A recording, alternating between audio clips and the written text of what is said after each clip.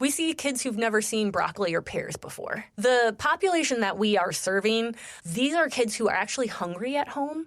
And so it's kind of hard to wrap your mind around how hungry kids can also be obese. The problem in America is that our food that has a lot of calories is the cheap food, but those calories aren't nutrient dense. You end up with these diet-related diseases, even though these kids don't have enough to eat.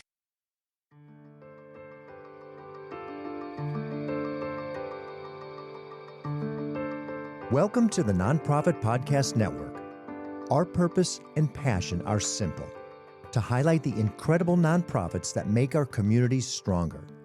Each episode is a chance for these organizations to tell their story in their words, sharing not just what they do, but why it matters to the people they serve, to their supporters, and to all of us who believe in the power of community. Through podcasting, we hope to amplify their voices, inspire connection, and give them one more tool to impact the hearts of donors, partners, and neighbors alike.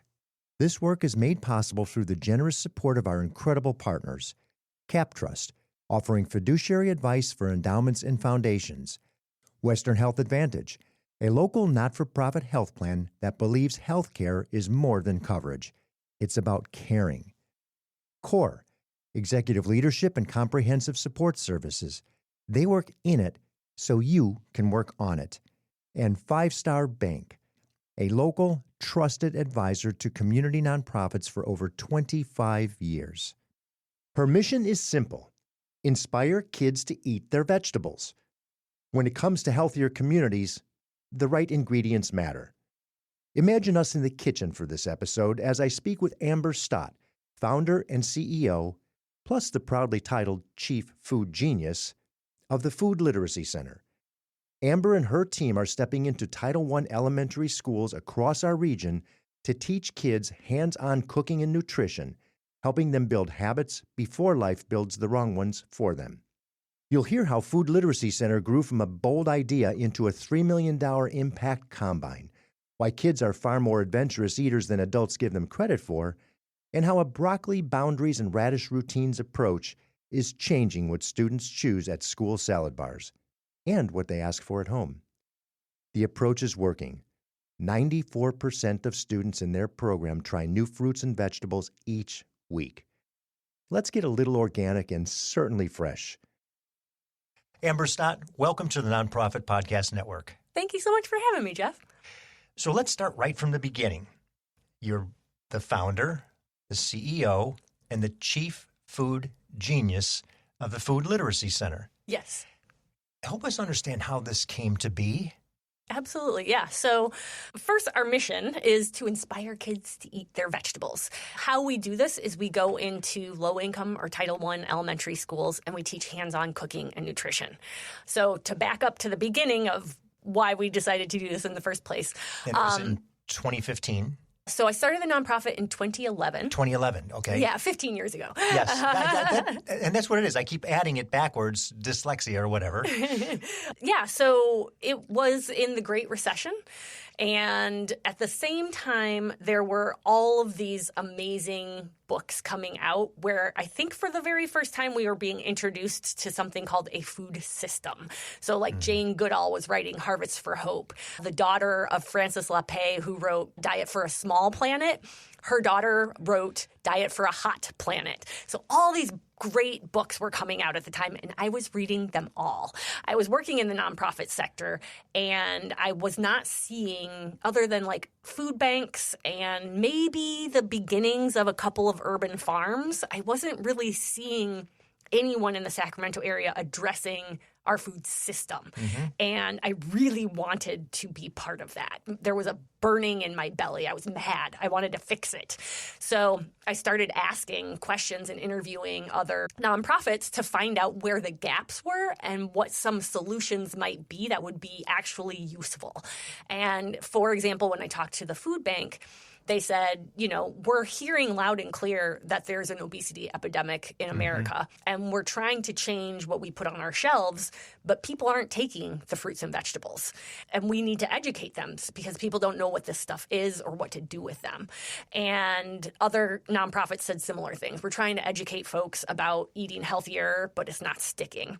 And did I see on your website 40% of the Sacramento children would be considered obese? Yes, we have a 40% childhood obesity rate in the Sacramento area. Yes. Absolute need for what you're doing. Yes. And this crisis started at that time. We were just beginning as Americans to be aware that this was a crisis and that our food was a massive contributor. And so when I heard these stories about other nonprofits trying to provide their services, but bumping up against this barrier of folks not really knowing how to eat healthy or what to eat. I was doing research, and 2 generations of Americans don't know how to cook with or select fresh vegetables. And I thought, I know how to cook. We're not talking about chef level stuff. We're talking about what do you do with a bell pepper and how do you turn it into a meal? And then I did a bunch of research to understand what were the most successful behavior change campaigns that existed? And they were anti-tobacco and seatbelts. And who were the target of those campaigns? Not smokers and drivers, littles. Why kids? Because kids don't have habits, good or bad, yet. And it's much easier to build a healthy habit than to undo a bad one. So we want to start with the next generation and hope that we can turn the dial. So I had a friend who was running an after-school program in Oak Park, and she said, why don't you pilot this program at my school? So I put a team of experts together that would help me with curriculum and nutrition, and food literacy began. How did it come to be that you started in the schools, and how did you get the schools to engage with you? Yeah, so it started with this one school where my friend was the after-school director, and people started to hear about it. At the time, I had a food blog. I had a lot of friends who were in media. And so the word kind of got out pretty quickly that we were doing this. And I started getting calls from other school nurses, school principals saying, we read about your program. Can you come to our school? And so at the time, we had to give our program away for free because the adults were a barrier because they did not think kids would like a program about healthy eating. Meanwhile, we were evaluating our program from day one. And we were finding that 94% of the kids in our program were eating new fruits and vegetables every week with us.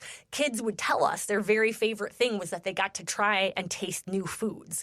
But adults certainly in the right direction quickly. Yeah, oh, yeah. And there's so many elements to why our program is a success. We've got a methodology. It's called broccoli boundaries and radish routines that we have developed over the years.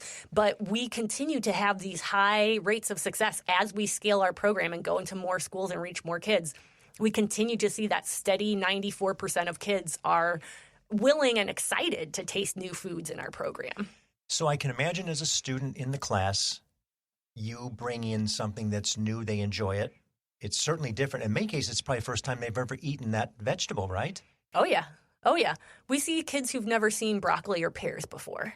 Pears, fruit. The population that we are serving, these are kids who are actually hungry at home.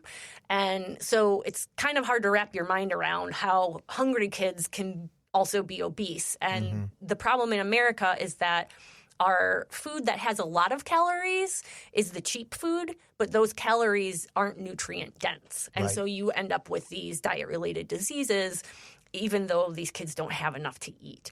And so that population in particular, when you're on food stamps, for example, you have a very limited budget.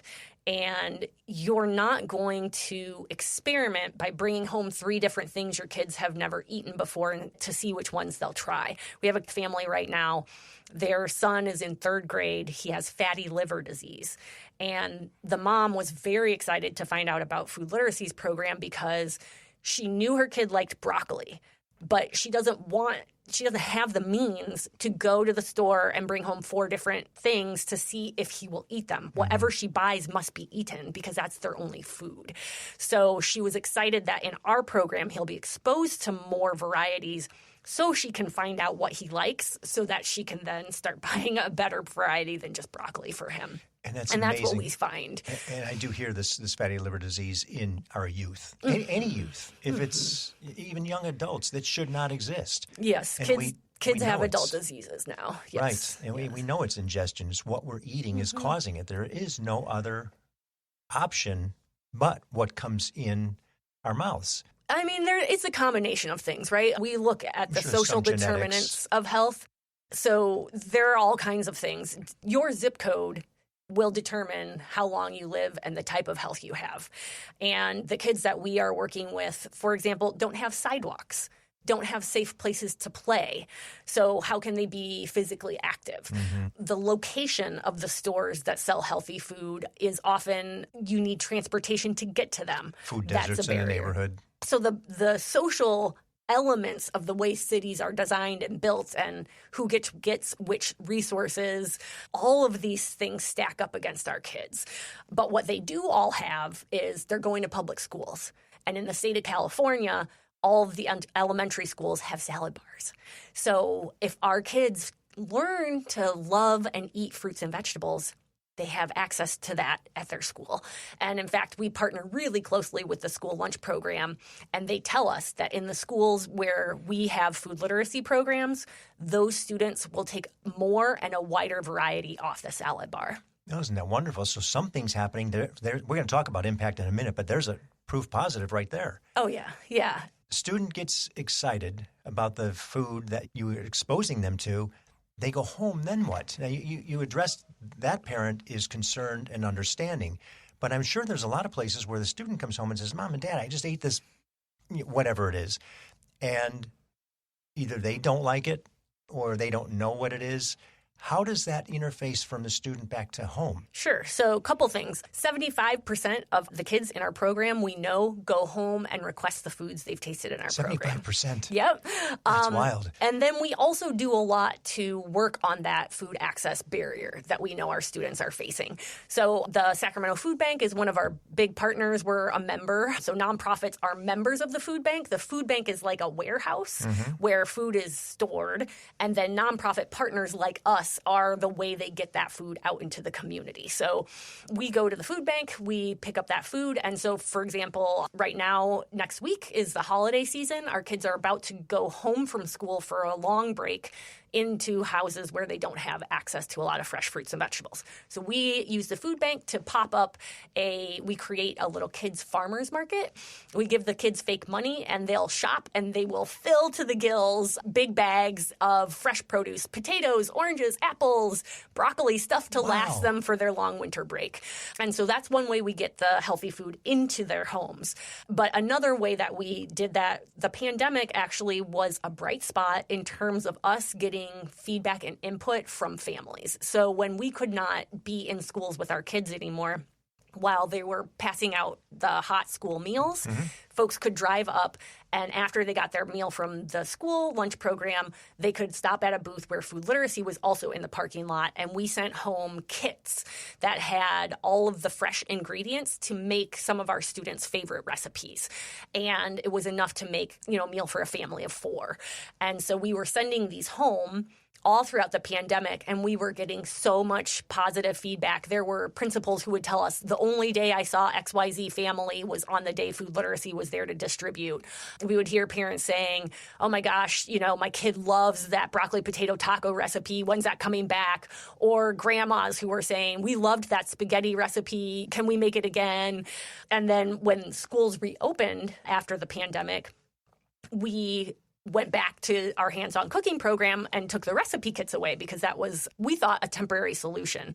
Parents and grandparents went to school principals saying, when can we get those kits back? We loved those kits. And so we started getting calls from principals saying, when can you bring these kits back? And when we brought the kits back, there would be lines around the block, and we would give out, say, 75 kits in 5 minutes. So they're very popular. Kids love these recipes. And we're working in schools where we reach an average of 100 kids per school.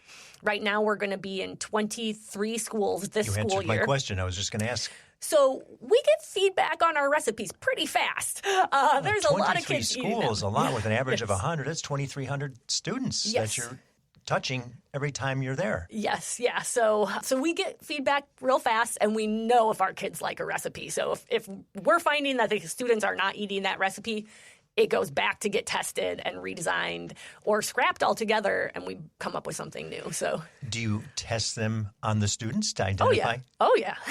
Yep. Bring it in for a lunch or something or a breakfast? Or? We just bring it to the program because we'll reach so many children right then and there. I love it. Yeah, so we'll know very quickly if a recipe has landed. And we end up tweaking recipes based on what we're seeing or how the kids are interacting with them.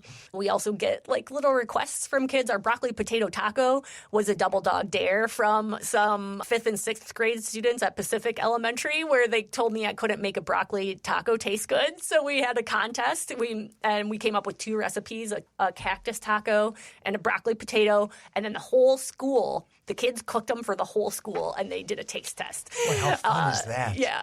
So we do fun stuff like that. Well, you probably have some emerging chefs out of this thing at some point, too. We do, and we're so proud. And, of course, we don't know where all of our students are, but we hear from time to time. And so I know for sure one is currently at Hook and Ladder, and another... That's so neat. Yeah, another is a chef at Ella.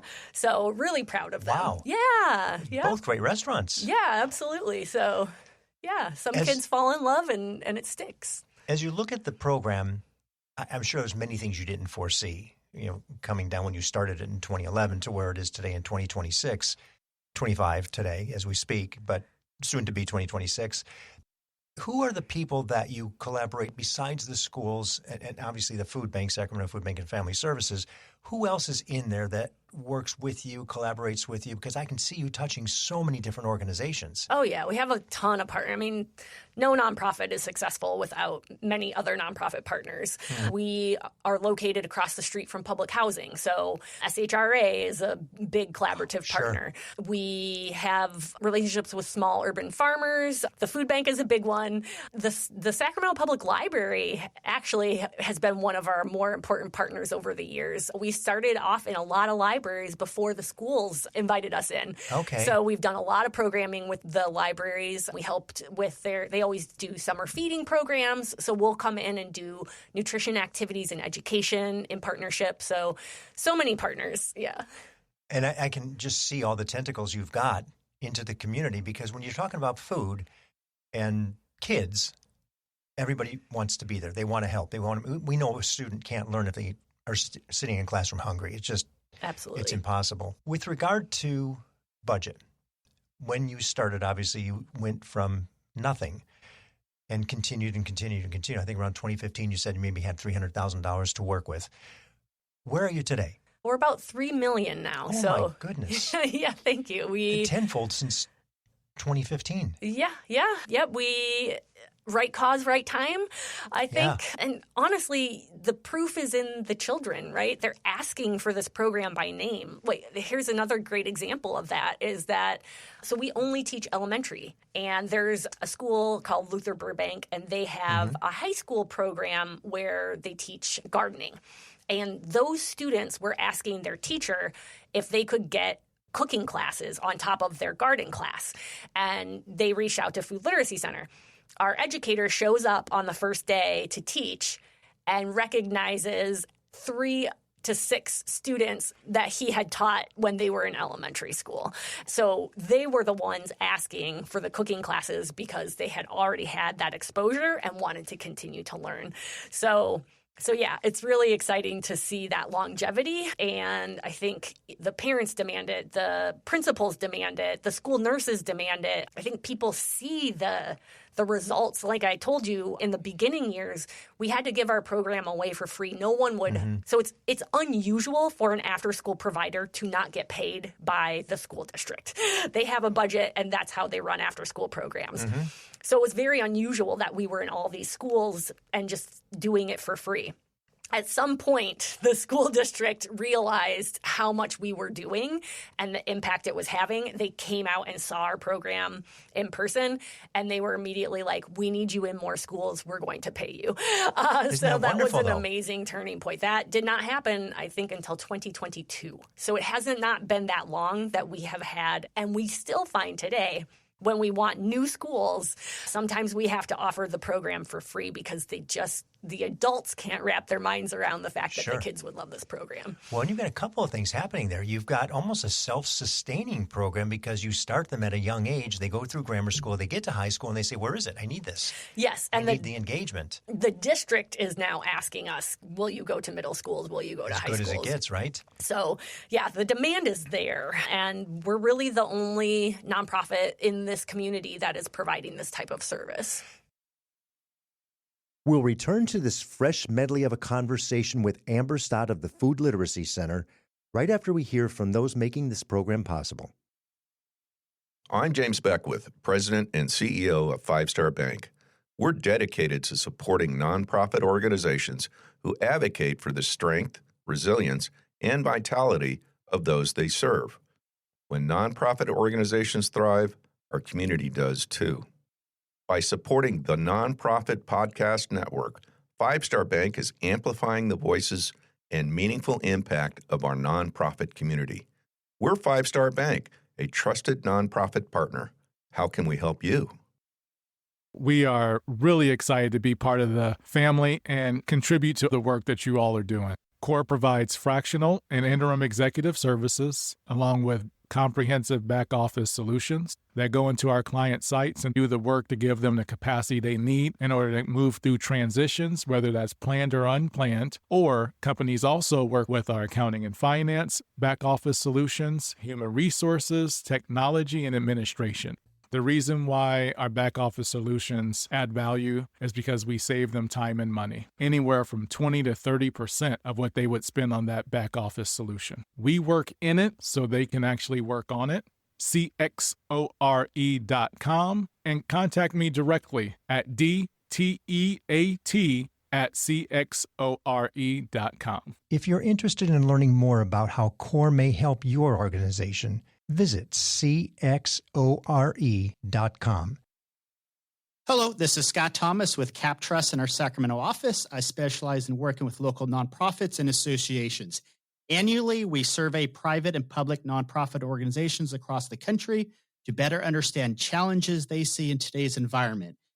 In our more recent survey, we heard concerns about proper board governance, mission-aligned investment, and how to implement alternative investments.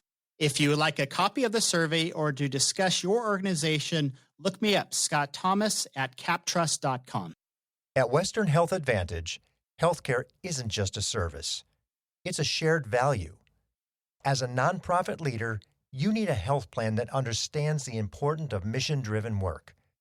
Western Health Advantage is a local, not-for-profit health plan that supports organizations like yours with affordable, flexible coverage options for your team. But what truly sets them apart is their commitment to community, supporting nonprofits like the American Heart Association, Sacramento Ballet, and the Crocker Art Museum's Pay What You Wish Sundays. With access to top-tier providers and dedicated local support, Western Health Advantage is more than a health plan. It's a partner in your purpose. Explore your options today at westernhealth.com. Western Health Advantage, healthcare with heart, designed for those who give back. Let's just look a little bit deeper into that. So you're getting into the schools at a different level. The schools then are a fee-for-service part of the organization. Yes. So when you were at that 300, whatever that number kept elevating to, before you got the schools in as a fee-for-service, how did you raise funds? How did you generate revenue? Generous humans. Wow. And I can tell you the story of one of our first donations, actually. So the California Endowment, they were very critical in those early years. They were specifically targeting South Sacramento for a 10-year period and specifically targeting food access programs. And so when I was starting Food Literacy Center and I had that one program in my friend's school, I met with them and I said, here's my plan. Here's what I want to do. What will it take? What do you need to see in order for you to fund Food Literacy Center? And there's something called the rule of thirds in the nonprofit sector. You can't it's to sort of prevent overweighting your... No, it's to prevent I think companies from saying, we have this charitable arm, but they're the only ones putting the money in the pot. Yes. So if you're genuinely a public charity, you should be actively looking for donations from a multitude of places. Yes. So nobody kind of wants to be that first check because then your rule of thirds isn't there, right? They look like the sole source, right? Yeah. So I understood that I needed to have some other early funders before endowment wasn't going to cut the first check. So I had my first board, and one of my first board members started the food blog Simply Recipes, and we were in one of our first board meetings, and I was all prepared to, say to the board, we are going to hunker down and raise $40,000 this year. That was my big goal, enough to hire our first educator. And that board member said, oh, I brought my checkbook. I was going to write a check for $10,000. Would that be enough? And I cried. Sure. Because at that moment I knew I was not alone. And then I called the California Endowment and I said, I've got my first check. Will you match it? And they did. Awesome. So, and from there, once you have some people with credibility willing to support your cause, it becomes easier to get Kaiser on board and Dignity Health on board and Rayleigh's on board. And so it just continued to grow over the years as I think our reputation for having fiscal integrity and having a program that gets results, I think that word just spreads. And so, we're very fortunate that we work with many of the, the SMUDs. And you just named some of the biggest philanthropic companies, in our region. Yeah. With SMUD and Kaiser and Sutter, and they all fit. They're perfect for you in so many different ways. Yeah, we feel very fortunate to have had an ongoing support from these entities, which has really mattered. And they have chosen to grow with us. So it's been wonderful to be able to grow and scale and reach more kids and quite frankly, in the nonprofit sector, sometimes you have an idea, you start a program, and nobody shows up, and you haven't landed. Yeah. This idea lands. People want it, and the kids love it. And so every time we try to go somewhere new, people say, yes, come right in. Well, that track record is really commendable. Thank you. And seeing it in all those schools and now seeing those children grow up, just imagine if they didn't. There's so many things that wouldn't have happened, and you're preventing them from getting sicker. So it's a wellness as well as a healthy eating. So it keeps them out of the healthcare system, which is beneficial to the Kaisers and Sutters and Dignities and all of us. The expense of the community that we bear when Absolutely. These kids get sick. Absolutely. Because it's unhealthy in every way you can think of it. It costs an employer an average of over $500 per employee for these diet-related diseases. We're preventing this for $160 a kid. Which is nothing, relatively speaking. How many employees do you have? We're up to 15. Wow. 15 in a $3 million budget. That's not a lot of people for a lot of activity. Yes, we work with a lot of volunteers. So for every school that we go to, we send one paid educator, and they're accompanied by volunteers from the community. And that's the only way we can do it because cooking is very hands-on. And so we have to have a 1 to 10 teacher to student ratio. And so if we have 40 or 50 kids in a class, we're trying to bring in 4 or 5 humans, but we can only afford to pay for one of them and keep the cost of our program at what it is so that we can scale. So it's harder post-pandemic because nationally volunteerism has dropped. Yes. Yeah, so we'll be hiring a volunteer director in 2026, and hopefully we can find some really strong candidates because it is crucial to our ability to grow. Sure. Well, I think people engage differently with different causes, and this is certainly one that has not only a heartstring tug to it, but who doesn't like hanging out with kids? Yes, you get to actually be hands-on and deliver the program. That's pretty rare in the nonprofit sector. So let's shift a little bit. You have had the benefit of a dream being realized recently with regard to a cooking school that you've built, a 4,500 square feet cooking school with a commercial kitchen inside. Yes. What is that, and how did that happen? And because that's realized, what would it look like if somebody says, hey, I want to double down on that? What would you do if someone came in with a blank check and said, Amber, love what you're doing, here's more? Yeah. Yeah, so to answer the first part of the question, the cooking school. So our school district built us a cooking school. We got to help design it and conceive the programmatic elements that would be met by this design. We got to pick out the colors, everything. Yes, I remember there was an architect. They interviewed us extensively. Then they went and drew things, and then they put me in like one of those 3D goggles. Yes. And they had me walk around in the drawing, and I remember saying to them, this isn't big enough. We're already growing. As you guys are building this, we're growing, and this needs to be twice as big. And they went back and made it bigger. I mean, so we've been amazingly fortunate. Wow. Yes, that we've had this level of engagement with our school district, and that they prioritize. So we paid $0. The school district used their money to provide this benefit that we get to operate. So it's an amazing. It truly is. Yes. You just don't hear stories like that. You do not. And we're very grateful. Our school board was prioritizing student health and saw the successes that we were having with students, and it became a clear path forward for them. So we're very fortunate. And so in this school, it is located right next to a current elementary school.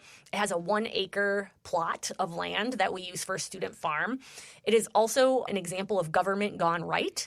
There is a partnership between us, the school district, and the city of Sacramento. So our farm... Love to hear that. Yes. Love to hear that. Yes. Our farm doubles as a city park. There's an easement with the city of Sacramento. And then there's also, instead of a parking lot, we chose to have community gardens built that Parks and Rec runs. So, yeah, it's this beautiful, it's almost like a compound, I would call it. And it's across the street from public housing. And it is next to Leotata Floyd Elementary School, which is a Title I school. So in our cooking school, the students next door, there's like 270 students.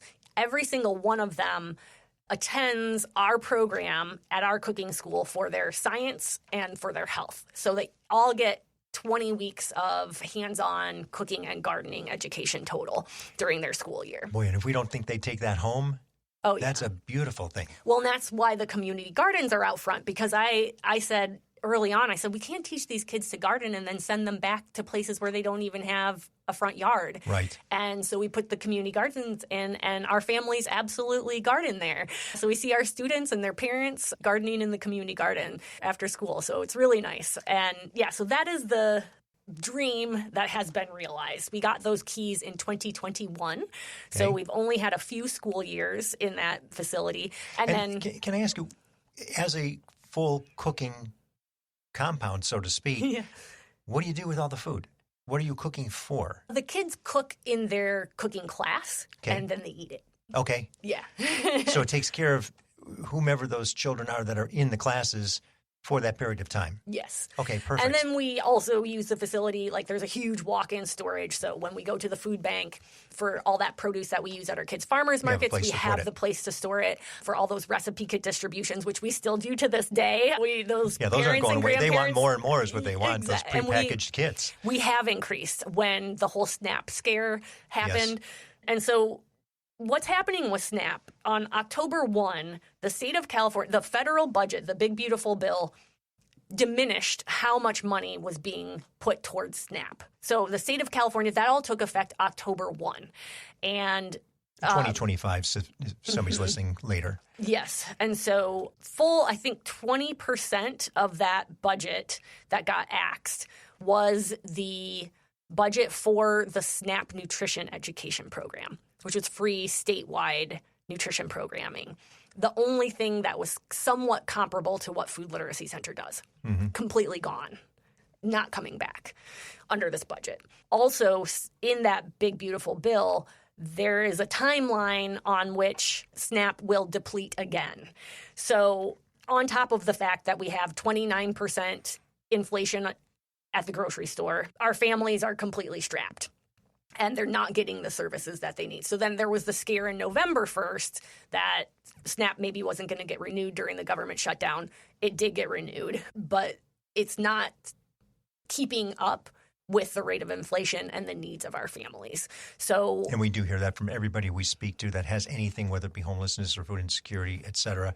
A lot of the organizations are just struggling because this food insecurity has gotten so significant. Yes. And it's compounding. Yes. It's not diminishing. It's just it's continuing to grow and grow and grow as a greater problem for us. Yes. And I would say that almost every nonprofit I know is now in the crisis response mode. If you were a mental health organization, you're now also giving out food, right? So all of us are giving out more food. So when that all started back in fall, we made a commitment that every school we go to, so we usually just go and cook, and the kids eat the snack that we make, and then we go home. And those kids' farmers markets are like a special one-time thing. But now we go with huge 3 to 5 boxes of produce, like 50-pound bags of carrots, for example. And we are dropping that in addition to our program. So when we go to the school, we bring those boxes and bags and let people just fill them. So that is now a standard part of our programming. Great. Is this food distribution to meet that need. And we continue to hear many stories from the families that this is critical. We had one little boy, he looked so sad. Most kids get very excited about the kids' farmers market. He was sad. I said, "What's wrong today?" He said, "Whatever I take home from here, my mom's going to make me eat." I said, "Then make sure you only take what you like." Yeah, so he right. grabbed a whole bunch of apples and carrots. I would say that might have been the problem. He was eyeing what he likes, and maybe there wasn't enough of it or something. He's thinking, "Gosh, I don't want to have to take the broccoli or the radishes." I think he thought he had to take all of it. I was like, "You don't have to take an onion." There you go. There you go. So the need is there. U.S. economy right now is in a K-shape. The people who participate in the stock market are seeing their wealth grow and grow and grow. There is a growing population of those who are not participating in the stock market, and their wealth is going down and down because of inflation. They can afford less and less. And it's a huge problem in America that I think is somewhat invisible, and people don't really realize the scale of it. And we do see this is one of those invisible things because your neighbor could be food insecure, but they can pay their mortgage, they can pay their car, they can pay the gas. They can't afford food or medicine. And we don't see that because they're going to work every day to do what they do because that's it. That's all they get. And so they have to suffer a consequence someplace, and it tends to be food sometimes. Oh, yeah. That's the first place people tend to come Right. back because they maybe can't skip those medications or that transportation to get to work. That's even worse. So you've got the entire cooking experience, let's call it. What would it look like? What's the next thing? What is that vision of what you could do? So we have a plan right now. Of course you do. Why am I not surprised?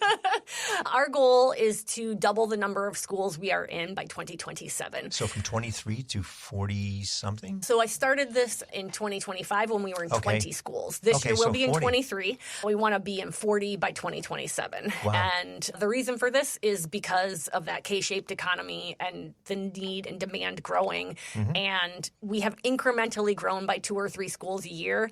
And it's time to lean in and Kick it up a little more. Exactly. So we need to get to more students as quickly as we can because the need is there. So Yeah, and that's a very simple one because you've got a proven track record with experience in the 23 schools today. You see the demand, you see the favorable reply and response, not only from the students themselves, but the students, the parents, the teachers, the principals. The school system is now saying yes. So it's just a matter of being able to scale to do it, to offset on the other end, which would be, the funding for it. Hence, here's your blank check. Go. yes, yeah. And we know we can scale because we have been. Yes. And so now we want to try to scale quicker and faster, obviously measuring and tracking as we go because we don't want to lose program quality. We still want that 94% of kids who are willing and excited to taste a new fruit or vegetable in every program, for example. We will continue to monitor that. And then once 2027 happens, obviously we're not going to stop there. There are 40 Title I elementary schools in Sac City Unified alone. We also serve Robla School District. We also serve Washington School District. And we have sites on Natomas, Twin Rivers. So we've been getting a request from all those school districts all along and haven't been able to meet the need. So that's our goal, is to practice with this big doubling and then hope that we can go beyond. And then beyond that, Sure. I don't want to scale forever because I do think we would start to lose program quality. So my dream beyond that is that in 2013, I developed something called the Food Literacy Academy because I was the only person running the nonprofit and we did not have any staff. And so I heavily relied on volunteers to actually deliver the program with me. And going back to the libraries piece, so I had 15 people in this, I called it the Food Literacy Academy, where I trained people to be certified food geniuses, hence why I'm the chief food genius. Of course, there we go. And so in that program, the requirement was you apply, you get to go through this program for free, and then in order to maintain your certification, you would deliver X number of hours of food literacy in our community through us. And so the library that summer had a summer reading theme that had to do with food. So they contacted me. They said, hey, we want you to come do these classes throughout our library system. So I sent them here are some ideas. They came back and they wanted something like 50 programs. Again, it's just me. I was just going to say, there's only one of us. And these 15 volunteers. So I said to the volunteers, I said, I would like you guys to only sign up for what you know you can commit to because there isn't a sub. You can't call in sick, right? Right. And so only sign up what you can commit to, and I'll tell the library the rest we can't do. They signed up for every single program. Of course. And then when one of them had a conflict or got sick, they called each other. And with those amazing 15 volunteers, that's how Food Literacy Center really was able to scale in the first place. Now, obviously, I have the one paid instructor in each school. But ultimately, I would like to take that Food Literacy Academy model and train food geniuses in other communities so that we can hopefully reach beyond, but we aren't the ones delivering the program. Because say Iowa wanted a program like this, the recipes are going to be different, the food's going to be different, the culture is going to be different. So I want other communities to be able to take what we have in our model, but adapt it for what works in their own community. So that's the dream. And that's a beautiful vision because we can see that and we can see the benefit in those communities based on what you're doing here. Into all those every market has these schools and these neighborhood systems that need the attention and the help for the students. Yes. That's a given. We just know that, and some much more than others. Yes. So back to reality today, what is the greatest need? Yeah, it's not just one, obviously. Funding always, but volunteers. Okay. Yeah. And it's funny you say that because we did talk about the difficulty now of volunteers that's coming up more and more in these conversations. Even some organizations that are perfectly well funded, they say we need people. We need the help. We need to get others that can, support us because we just can't obviously make them staff. But the opportunity for volunteers has changed. Yes. We have to figure that out, right? Yes, we do. How about impact? You have a pretty good metric of identifying the performance you've made in the schools. Yes. Tell us a little bit about that because it's always a big question for people. Yeah. We actually developed an evaluation tool, one of the very first things we did when I was starting the nonprofit, because I have only ever worked in the nonprofit sector and I knew we were going to want to measure and improve. And then also use that data to improve. Yes. Right? So not only do funders want to hear it, but we want it so that we can look at, is this working? Is this not working? If I see that 94% number change, what is different? What's causing that? So we are basically, when you're trying to create behavior change, you want to look at three things. You first need to improve knowledge. Second, and that's the biggie, is attitude. And then behavior follows. We saw this in COVID, right? So when you have those three things in place, hence the methodology that we use, you can get to that behavior change. So we're trying to measure for those three things. And so we can check our kids' knowledge pretty quickly. We can ask little questions in our program every day. How does fiber work in your body? Or what type of sugar does oatmeal have? Or those kinds of questions. And see if they're retaining what they've learned. And on an evaluation side, we're trying to get to those behaviors, right? So one of those behaviors is, are they eating or exploring and tasting those fruits and vegetables? So that's our 94%. We're physically checking on the attendance roster, yes or no. Did they eat the vegetable or fruit today that we had? And then we also say to kids, part of our curriculum is we want them to eat a fruit or vegetable with every snack and meal. And this is because who knows how many servings a bowl of chili is, or a burrito is, or even that apple. Was that half a serving, or was it 2 servings? I don't know. Was my apple, which size was my apple? Yeah, how big was that apple? Yeah, too complicated. So we just say, eat a fruit or vegetable with every snack and meal, because then what are you doing?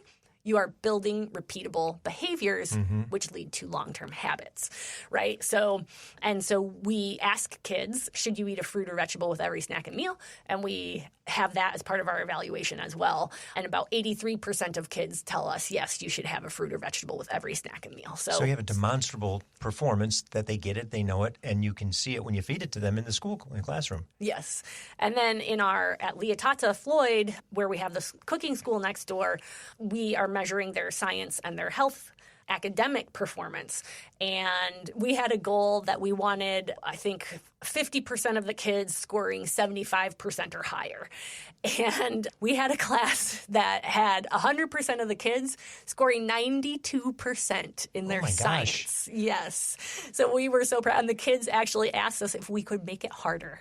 And I remember when the garden instructor had given me those lessons at the start of the year, I remember saying to her, this vocabulary is really high, because normally our students have low literacy rates. And I was like, are you certain you're going to use these words? Like, she was using abiotic and biotic and all these big words. And she said, I feel confident that the students are at this level. And I said, okay, I trust you. You've been our garden teacher since the pandemic ended, and you've had those students since the pandemic ended. And yeah, sure enough, they scored 92% on their science grades and want us to make the curriculum a bit harder. Wasn't there a program or something? Are you smarter than a third grader or something like that? Yeah, you remember something like that? Yeah. I'm thinking I would fail this. Yes. Look at my producer here. We do not eat a fruit and a vegetable after everything we do. I can promise you that. Yeah. I think we have to start to change, because these kids are going to be healthier than we who profess to be. That is our goal, Yeah. right? Because this generation of kids statistically is not supposed to live as long as their parents. Right. So we definitely want them to live longer than us. Yeah, that's right? horrific to think. Yes. That their lifespan is going to be shorter than ours. There's just no excuse for that. And Not in this it's the country. first time in history, in recent history. Correct. Yeah. At least measured history, right? Yes. So as a nonprofit leader, you have a lot of responsibility. You take it very serious. I can see that. And you're passionate about everything that's going into these kids' mouths. How do you get away from that a little bit for a break or relax? What is it that Amber Stott does to just pull away a little bit? Well, this year, I ran a 10-mile race with Good for you. Harley, a mini donkey. Oh, So I like to do a lot of trail running in the mountains and through the forest. And a friend of mine said, I have a friend who did a race like that in the desert with a donkey. And I said, how do I sign up? But I will say that I am thinking about solutions and what's next at Food Literacy Center while I am on never those stops, runs. does it? No, it does not. At least you get that healthful benefit of the exercise. And I have to ask, how fast can a donkey go? This little guy was very naughty. And so he went from like running a 6-minute mile. That's pretty fast. For about 50 feet. Oh, got it. Before he saw a flower and wanted to sniff it, and then walked most of the 10 miles slower than I walked to like my car. It was a very pleasant flower sniffing stroll. Oh, there you go. And he was very cute, so I got a lot of good photos of him. I can only imagine. How fun. Where were you? What part of the country or state, country? Where were you? On the eastern side of the Sierras. Okay. Down in the desert. Yeah, super interesting. It was really fun, though. I can only imagine. Yes. I can only imagine. And there were so many different donkeys. It was really cool and fun. Oh, it's not like you were just one at a time. This is one-off. There was a bunch of people out there walking with donkeys across the desert for 10 miles. It was called Run with the Burros. Yep. Oh, my gosh. Yep. But I did not win the prize for being the last donkey to cross the fence. I thought for sure I would be, but I was not. Wow. How fun is that? Yeah, it was fun. What's the best way to learn more about the organization? Our website, foodliteracycenter.org.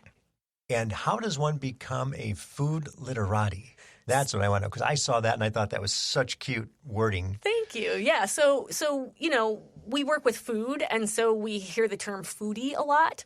And I was like, we have to come up with a different term for the people that are part of Food Literacy Center, because this goes beyond eating the food. Being a food literati is about wanting to change the food system.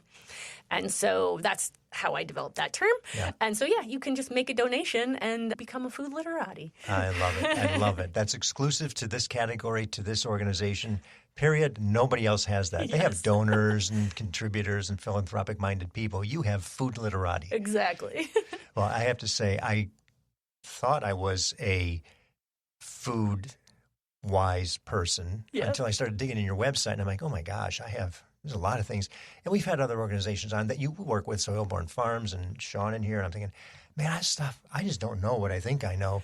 I know what's healthy for me and should eat more of, but not really. And back in the day, I was in third grade, and I was a Weight Watchers kid. Thank goodness my mom said, dude, you're eating too much of something, and it's not right. And they had that program that really taught you how to eat well. And it helped. It slimmed me down a little bit from a husky to an average, I guess. And so many people have no idea, especially if we're adults at this stage of the game. You are now teaching their children, and the most vulnerable children, who need it. Yes, and that's why I started Food Literacy Center, is that I was reading all those books. And I thought, and I completely, my whole worldview shifted in such a way that it changed the course of my career, right? And I remember thinking to myself, like, I have just spent all of my weekends and evenings reading essentially a PhD's worth of books here, right? And what normal human is going to do this? And you have to eat 3 times a day. So how in the world do you go to the grocery store and make a decision when this stuff isn't even taught in schools? Right. It's not fair. And so that was a huge driver of me trying to find where is the gap that I can plug so that we can get this information out there and make it easy to digest. Yeah, and you've done a brilliant job. You're doing this by yourself. I mean, from its origin, and I don't mean by yourself. You have your volunteers and your team and your staff and all that. But I mean, it's the Food Literacy Center here in Sacramento, and I'm sure there may be a few others around the country that you're starting to recognize popping up. But as much as we've harped and pushed and tried to demonstrate the value of financial literacy, yeah, that's good. But if you don't eat, if you don't have a good understanding of the food, which is the very basic need to get to the necessity of financial literacy, you're not going to have to worry about it. I worked at Women's Empowerment for a while. Yes. And it's a job training program where they help homeless women get jobs, right? And so a lot of career type, resume writing, what to wear to an interview, all that kind of stuff. Then on Fridays, there's a cooking class. And I said to Lisa Culp, the founder, I said, why a cooking class, Lisa? That doesn't make sense. Like, all this stuff is about your job. And she said, if you're not healthy, you're going to miss work and you're going to end up homeless again. And that really stuck with me. And on the days that our students have food literacy class, we have the population that we serve, you see very high rates of absenteeism and tardiness. On the days that we have food literacy class, rates of tardy go down and absenteeism goes down. So kids want to participate in food literacy classes. You're one of the few people that I've seen to the degree of passion and living and, walking the walk, talking the talk. If I'm not mistaken, are those lemon earrings you're wearing? Yes. Yeah. I thought so. For those of you who aren't watching on the YouTube channel, she has lemon slices, as earrings. I think that's wonderful. And what you're doing, and for the benefit of so many children who become adults, who pass that then on to their children, to educate them about healthy eating and sustainability, life sustainability, is so, so valuable. So thank you for what you do. Thank you for having me. Thanks for letting me share. Oh, it's been fun. Thank you. Thank you for listening to the Nonprofit Podcast Network. We hope today's episode inspired you and gave you a deeper look into the work of our local nonprofits. If you believe in our mission to amplify their voices, please take a moment to leave us a positive review and share this episode with a friend. It helps more people discover the incredible work happening in our community. And don't miss future episodes. Subscribe to our weekly updates and monthly newsletter at nonprofpod.com. And if you're part of a nonprofit that would like to be featured, we'd love to hear from you. Just visit the Guests tab on our website. The Nonprofit Podcast Network is recorded and produced at Hear Me Now Studio with generous support from our outstanding partners. CapTrust, fiduciary advice for endowments and foundations. Online at captrust.com. Western Health Advantage, local care with community impact. Find the plan that fits at westernhealth.com. CORE, executive leadership and comprehensive support services. Visit cxore.com. And 5 Star Bank, a local trusted advisor to community nonprofits for over 25 years. 5starbank.com.